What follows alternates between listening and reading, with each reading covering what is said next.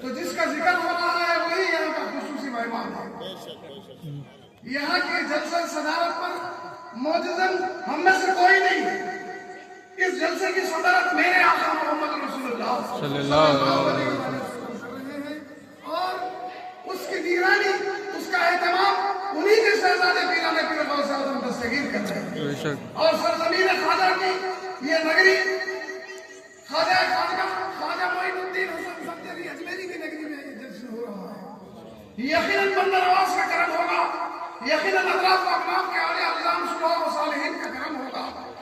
یہاں سے ہم جب اٹھیں گے تو یقیناً نوازے جائیں گے. اطراف و اقناف میں جتنی ایک سعید روحیں ہیں, صالحین کی روحیں, اولیاء اقدام و اوتاد و اقواس کی روحیں یہ دیکھ رہی ہیں کہ دور نزدیک سے جو لوگ بھی آئے ہیں صرف اور صرف اس خلوص سے, اس نیت سے آئے ہیں کہ یا رسول اللہ آپ ہم سے راضی ہو جائیں. آپ کی رضا ہی میں اللہ کی رضا ہے. اللہ کی رضا ہم ڈھونڈنے جائیں گے تو نہ اللہ ملے گا نہ اللہ کی رضا ملے گی, نہ اللہ ہم سے راضی ہوگا نہ اللہ ہم سے خوش ہوگا. لوگوں ہم اس غلط فہمی سے نکلنا چاہیے کہ اللہ کو ہم راضی نہیں کر سکتے, نہ اللہ ہم سے راضی ہوگا نہ اللہ کو ہم خوش کر سکتے ہیں. یہ جو کچھ بھی ہو رہا ہے پروردگار سبحان ہے, وہ پاک ہے, اسے ہماری ناراضگی سے اور ہماری خوشی سے اسے کوئی غرض نہیں. ہر کوئی یہ چاہے گا کہ اللہ تو ہم سے راضی ہو جا, پروردگار تو ہم سے خوش ہو جا. ہم تیری رضا کے لیے آئے ہیں تو ایک ہی آواز عرش اعظم سے آ رہی ہے کہ لوگوں میری رضا صرف ایک ہی رضا میں ہے اور اس رضا کا نام ہے محمد رسول اللہ صلی اللہ علیہ وسلم. تم صرف اس کو راضی کر لو, میں خود بخود راضی ہو جاؤں. تم مجھے کیا راضی کرو گے؟ میں تو تمہیں نہ نظر آتا ہوں نہ میں تمہیں دکھتا ہوں, نہ تمہیں میں سنائی دیتا ہوں نہ تمہیں میں سمجھ میں آتا ہوں. ارے وہ ایسا پروردگار ہے, وہ نہ ہمیں دکھائی دیتا ہے نہ ہمیں سنائی دیتا ہے, نہ وہ دل رکھتا ہے نہ وہ جسم رکھتا ہے, نہ وہ زمین رکھتا ہے نہ وہ زمان رکھتا ہے. وہ ہر شے سے وہ پاک ہے. تو پھر ہم کس کی اتباع کریں؟ سن رہے تھے ہم کس کے نقش قدم پہ چلے؟ پھر تجھے کیسے منائے؟ تو نے اطاعت کا جو ہمیں وعدہ کیا ہے کہ کس کی اطاعت کرے, کہا کہ ایک ہی ہے وہ شخص جس کی اطاعت میں اللہ نے فرمایا ہے, اور وہ ہے آج کا جس کا میلاد منا رہے ہیں, وہ میرا رسول بولیے محمد رسول اللہ صلی اللہ علیہ وسلم. بس اس کی اتباع میں آ جاؤ, اس کے عشق سے اپنے سینے کو منور کر لو. اگر ہم یہ کر لیں گے, میں بلا تمیز گفتگو کا آغاز کر چکا ہوں, تھوڑی دیر رکے, سوچے سمجھے, چہرے سر اٹھا کے رکھیں, دیکھو پتہ نہیں کیا کرم ہونے والا ہے. میں ان بجھے ہوئے چہروں سے بات نہیں کرتا, میں ان چہروں سے بات کرتا ہوں جو حشاش اور بشاش ہوتے ہیں, جو میرے رسول کی محبت میں خوش ہوتے ہیں, جسے نہ اپنے وقت کی فکر ہے نہ اپنے آنے کی فکر ہے نہ اپنے بیٹھنے کی فکر ہے. ہم اپنے گھروں سے نکل کے یہاں آئے ہیں, ہمارے کہیں اور ہے, ہمارا کاروبار کہیں اور ہے, ہمارا وطن کہیں اور ہے. یا رسول اللہ صرف اور صرف تیرے لیے ہم نے اپنے وطن کو چھوڑا, ہم نے اپنے گھر کو چھوڑا, اپنے کاروبار اور تجارت کی جگہ کو چھوڑا, کہاں سے کہاں آ گئے.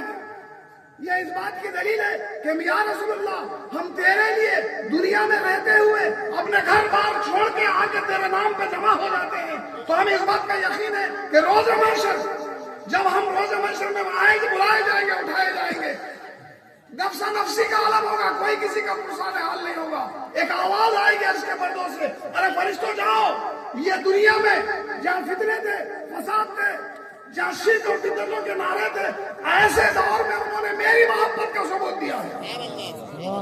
اب یہاں کوئی ثبوت کی ضرورت نہیں ہے. فرشتے جاؤ, میرا حکم ہے کہ انہیں بلا رہا ہو, اور دیکھیں گے اس کا حساب کتاب کھلے گا. کیا حساب کتاب کھلنا ہے؟ اس سے پہلے آؤ جہاں میں رہوں گا یہ میرے غلام رہے. اللہ بکمالہ کشفت دجا بجمالہ حسنت جمیع الظالم. یا ایھا النبی انا ارسلناک شاہدا, اللہ نے فرمایا, میرے رب کا فرمان ہے کہ جس زمین پہ ہم بیٹھے ہوئے اس کے پروردگار کا, زمین و آسمانوں کا جو مالک ہے. کون ہے جو ہمیں بیمار ہم ہو جاتے ہیں جو ہمیں شفا دیتا ہے؟ کون ہے جو ہمیں رزق دیتا ہے اور رزق میں برکت بھی دیتا ہے؟ کون ہے وہ؟ وہی تو پروردگار ہے جس کے بھیجے ہوئے ہم آئے ہیں, جس کے بلانے پہ ایک دن چلا ہے, جہاں ہے اس کے روح. اپنے حضور اس کے حضور میں پیش ہو کر اپنا نام اعمال جب پیش ہوگا تو کیا ہے ہمارے پاس؟ کچھ بھی تو نہیں ہے، بس ایک ہی سے ہے سرمایہ حیات، اور وہ ہے میلاد النبی۔ بولیے صلی اللہ علیہ وسلم۔ میں سر کے بل آنا، اگر اس کے اندر کچھ ہے تو پھر قبول کر۔ سمجھ رہے کہ نہیں سمجھ رہے؟ آئیے چہرے سر اٹھا کے، یہ محترم حضرات، یہ نورانی چہرے جو یہاں بیٹھے ہوئے ہیں، یقین رکھو اس میں سے حاجی ہیں، اس میں سے تہجد گزار ہیں، اس میں سے وہ لوگ ہیں جن کی اتباع میں ہزارہ لوگ ہیں۔ یہ لوگ جو بیٹھے ہیں، میں یہ سمجھتا ہوں ان کے یہاں آنا ہی ہمارے لیے باعث برکت ہے۔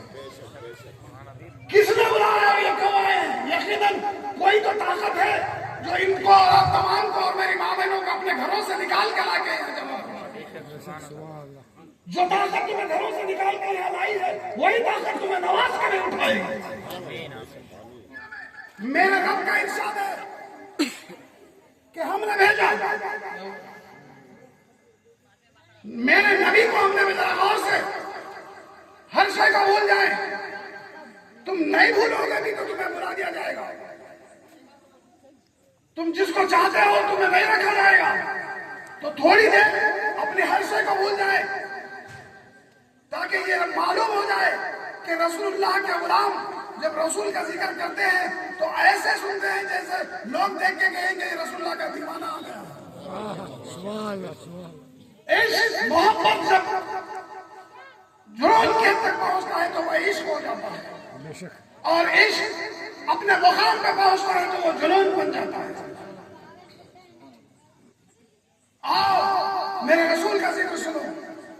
اس سرزمین پر مبارک ہے یہ لوگ اکبر نگر والے، پتہ نہیں اللہ کو کیا منظور تھا کہ یہاں اللہ نے اس کے محبوب بندے کا گھر بنایا۔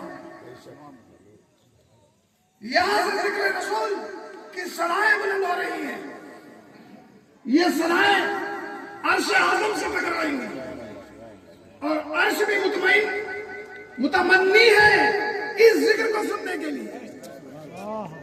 جب تک یہ ذکر ہوتا رہے گا عرش بھی ڈھونڈتا رہے گا، زمین سے آسمان تک یہاں فرشتوں کی قطاریں ہیں۔ ارے لوگوں تم خوش نصیب ہو، میری ماں بہنوں تم خوش نصیب ہو کہ ہمارے ساتھ نورانی مخلوق ملائک بیٹھے ہوئے ہیں۔ ہم تنہا نہیں ہیں، ہمارے ساتھ ملائک ہیں، اتنے بیٹھے ہوئے ہیں کہ ہمیں خبر بھی نہیں ہے۔ گروہ در گروہ وہ آ رہے ہیں اور ہمارے ساتھ بیٹھ رہے ہیں، اور جب یہ جگہ ختم ہو جائے گی تو وہ اوپر جائیں گے، اوپر جائیں گے، اوپر جائیں گے، یہاں تک کہ آسمان سے لگ جائیں گے۔ ذکر رسول، بولیے کیا یہ ہمارا نصیب تھا کہ ہم ذکر رسول سنتے اور کرتے؟ یہ تو صرف میرے رسول ہی کا کرم ہے کہ انہوں نے ہمیں ذکر رسول کے لیے چن لیا ہے، ورنہ ہزار ایسے زمانے ہیں ہر ایک ذکر ان کی زبان پہ ہے لیکن ذکر رسول نہیں آتا۔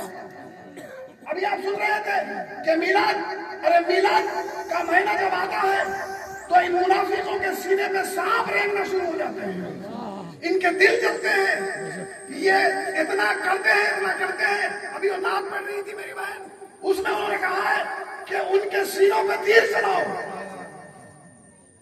میرے رسول، میرے آقا اللہ کے رسول، اللہ کے حبیب حضرت حسان بن ثابت کو سامنے منبر پہ بٹھاتے ہیں اور کہتے ہیں کہ حسان میری شان میں تو نعت پڑھ، میری شان میں تو اشعار پڑھ۔ رسول اللہ تشریف فرما ہوتے اور اس کو منبر پر بٹھاتے اور کہتے تو نعت پڑھ، تو حضرت حسان نعت اشعار جب رسول اللہ کی شان میں شروع کرتے،